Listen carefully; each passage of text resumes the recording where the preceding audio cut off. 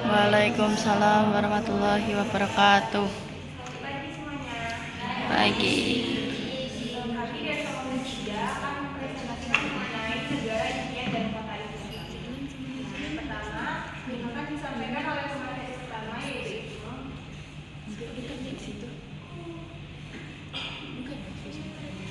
Baik, saya akan memaparkan materi yang akan kita bahas.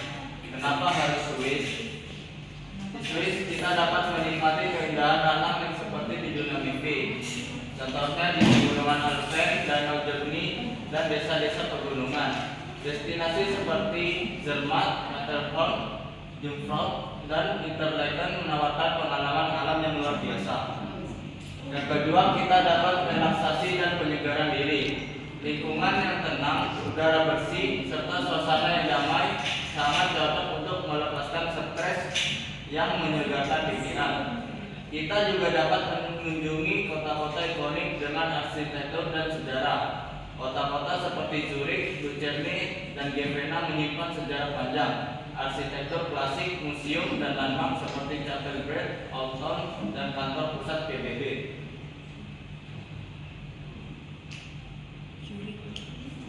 Itinerary wisata pertama di Zurich, terdapat Bandara Zurich, check-in akomodasi, pusat perbelanjaan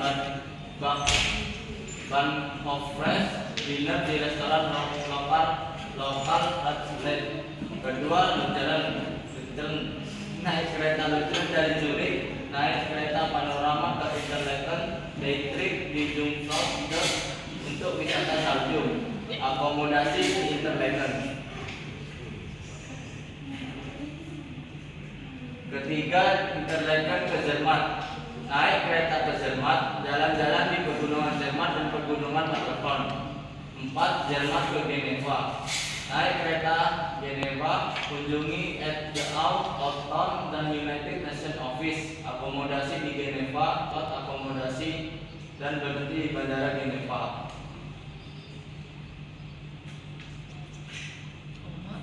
Bisa kita lihat anggaran tiket pesawat untuk kita bisa ke Swiss. Silakan ditabung ya teman-teman.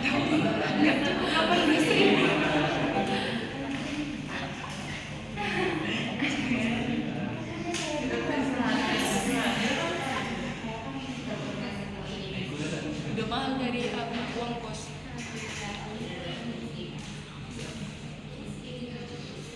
Tentang Swiss. Swiss berasal dari aliansi tiga kanton Uri, Swiss, dan Unterwalden pada tahun 1291 untuk saling membantu menghadapi ancaman dari Habsburg. Aliansi ini berkembang menjadi konfederasi Swiss lama. Swiss memperoleh kemerdekaan de facto pada abad ke-15 dan diakui secara resmi melalui perjanjian Westphalen tahun 1648. Era Napoleon dan pembentukan federalisme, Napoleon mendirikan Republik Helvetia di tahun 1798. Namun sistem ini tidak bertahan lama. Pada 1848 Swiss menjadi negara federal dengan konstitusi baru, mengadopsi sistem demokrasi langsung, neutralitas, dan Perang Dunia. Swiss bersikap netral dalam Perang Dunia I dan II. Posisi netral ini menjadi bagian dari identitas nasional Swiss hingga saat ini. Keragaman kebudayaan Swiss.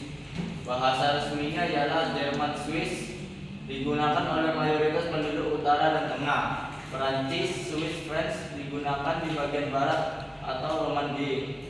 Italia Swiss Italian di bagian selatan, terutama di Ticino Romance. Bahasa minoritas terutama di Graubünden. Terima kasih atas presenter pertama atas tugasnya. Kemudian akan dilanjut oleh presenter kedua. Terima kasih moderator. Di sini masuk di kelebihan Swiss sebagai pertimbangan. Nah, yang pertama itu ada negara dengan tingkat netralitas tinggi atau minim konflik antar negara. Dan yang kedua itu ada perekonomian yang stabil dengan per kapita tinggi. Yang ketiga, tingkat pendidikan dengan indeks inovasi global. Yang keempat itu suatu produk lokal yang berkualitas dan terjamin. Yang kelima, toleransi budaya antar bangsa atau Jerman, Prancis,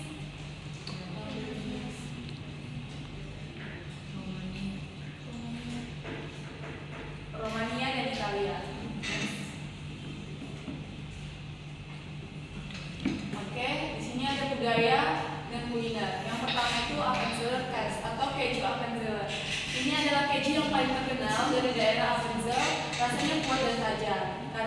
dapat melakukan herbal rahasia selama proses pematangan. Keju ini sering digunakan dalam berbagai hidangan atau dimakan langsung dengan roti. Dan yang kedua itu ada chasnodi with Swiswurst, hidangan pastaka Swiss atau mirip makaroni yang dimasak dengan keju atau biasanya Appenzeller dan disajikan dengan bawang goreng serta sosis rebus lokal atau Swiswurst. Next. Dan yang ketiga itu ada rosti. Walaupun populer di seluruh Swiss, rosti atau kentang paru goreng juga sangat umum di Appenzeller dan biasanya disajikan sebagai pendamping daging dan telur.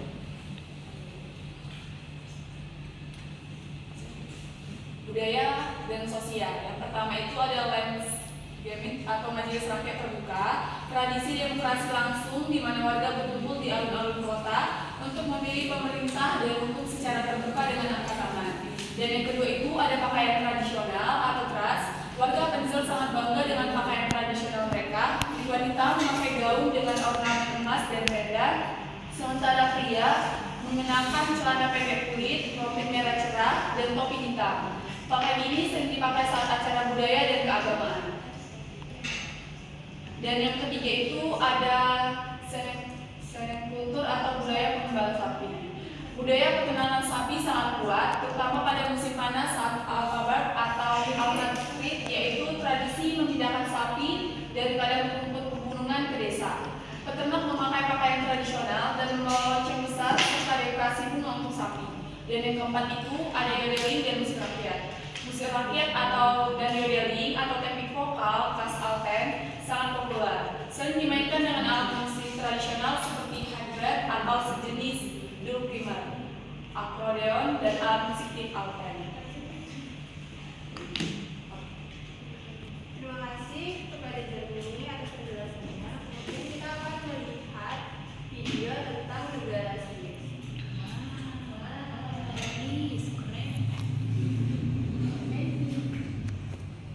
Mana suaranya? Bisa sekali.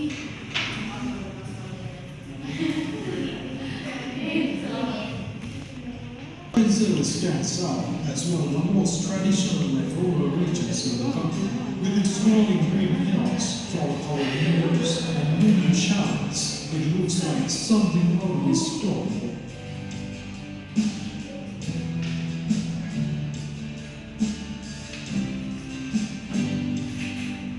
The town of Appenzeller is small but full of character. Hand-painted buildings light on tiny screens are local customs are still part of everyday life. During traditional meetings, residents were historic. Kami akan mempresentasikan mengenai kota impian. Tapi sebelumnya mohon maaf karena kebetulan yang membuat PPT-nya sedang magang, jadi ada miss, tidak dicantumin di PPT, tapi akan saya baca dan nantinya akan kami perbaiki lagi sebelum diupload ke ini.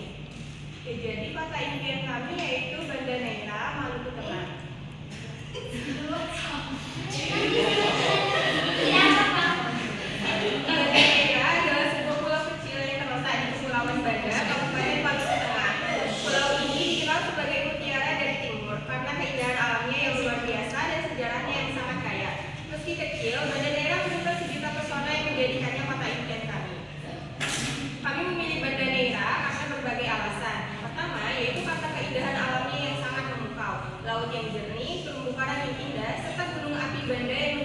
Membuat suasananya begitu damai dan memikat.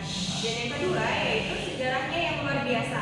Dahulu Banda Neira adalah pusat perdagangan para dunia dan hingga kini masih terdapat banyak peninggalan bersejarah seperti benteng Belgia, benteng Nassau, serta rumah penghasilan tokoh-tokoh besar Indonesia seperti Muhammad Hatta dan Sultan Syahrir. Budaya masyarakat Banda Neira juga sangat menarik. Warga lokalnya ramah dan hidup dalam harmoni dengan alam. Di sana juga terdapat kekayaan budaya seperti tarian tradisional, musik daerah, serta kuliner khas seperti ikan asap, papeda, dan sambal kenari yang menggugah selera. Banda Neira bukan hanya tempat yang indah untuk dikunjungi, tetapi juga tempat yang cocok untuk dijadikan tempat tinggal. Suasananya tenang, jauh dari kebisingan kota besar, dan penuh nilai kehidupan yang sederhana namun bermakna. Kami berkunjung suatu hari bisa tinggal di sana, atau kalau enggak ya jalan-jalan di sana. Ikut menjaga kelestarian alam dan budaya lokal seperti berkontribusi dalam pengembangan pariwisata yang ramah lingkungan dan berkelanjutan. Berikan